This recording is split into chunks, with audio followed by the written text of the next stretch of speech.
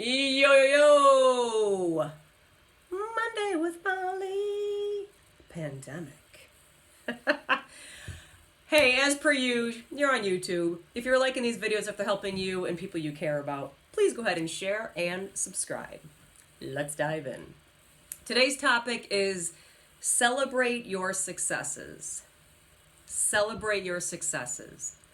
Now, this may be challenging. It often is challenging because our brains, our human brain, is not really wired for that. We're wired for survival, to find the problem, to solve it, to survive, to keep living, to keep being in existence. So we're wired for that. But it's really important to take time to rewire your brain to focus on what has gone well, what you've done well, and pat yourself on the back every once in a while. Some of you are listening right now going, that sounds like kind of egotistical. I don't do that. I get it. I've been there. It's taken a long time to rewire my brain. Because I was always waiting for the shoe to drop, the next problem, the next battle. That's what I knew for decades. It doesn't mean I don't do that sometimes.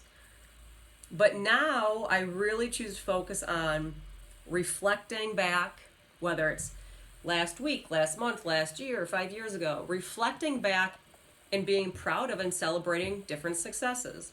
So since we're still in the pandemic times, let's focus on that, how we can use this idea about celebrating successes now. So for me personally, if you've been watching the videos, I've been up here a lot, and it's hot today. I'm sweating. I don't know if I'm pitting out. Oh yeah, look, I'm pitting out already. So I had to turn the fan off because it was too loud, and I didn't want to put the AC on. It's only May. That's a little weird for me. So, and I've been up here all morning making videos, so that's why I'm sweating already. But this topic has really made me think. I think especially with the school year ending and working with schools across the country, U.S. and Canada, this is a great time to reflect. And I've been looking back and celebrating successes of this. Being able to serve my clients, being able to serve you with videos, doing a lot of virtual remote videos, pop-ins for teacher appreciation weeks, virtual keynotes. There's been some technology I've certainly had to learn, as I'm sure you have too. Most of us have. I'm choosing to celebrate the past 2+ months. I think we're ending week 11. By the time you see it, it'll probably be starting week 12. I want to celebrate showing up to do this. Now, I could very easily focus on, well, schools were canceled, and I'm unemployed, and I can't travel. I could do that. But as a Flip Your 20 lady, that's not my jam. I want to focus on what I can control. And I'm going to celebrate that. I'm going to celebrate helping teachers during this time. That's okay to do. It doesn't mean you're some big-headed, egotistical jerk. So what about for you? When you reflect back since mid-March, when everything kind of blew up, what are some areas that you've grown in? What are some, when you look back, and again, it was that initial blow with everything being shut down and having no idea what the future would be. And we thought it was like 15 days to flatten the curve. But oh my gosh, remember how cute that was? So, but you look back, we've come 2+ months. Where have you grown? Where have you focused on improving? What are some things that you look back and you're like, oh my gosh, I cannot believe I've done that, right? Maybe for, if you're in school, it was dealing with the loss of the graduation. Like it was devastating. That's fair. But now that time is over, or it's just about to approach, it's inevitable. It's not a normal graduation. But maybe the way your school's making it creative is cool, and you want to celebrate that you've overcome the anger piece in the grieving process, and you're at acceptance. That's a success. Celebrate that. That is growth. Maybe for the students in school too, it's the remote learning was just a disaster in the beginning. But with your siblings, or if you're a parent with your kids, learning how to balance screen time and when do they work best, and is the teacher live or not, and how do we manage all the worksheets. But you're doing the best you can, and you figured out whatever works best for your family. Perfect? Nope.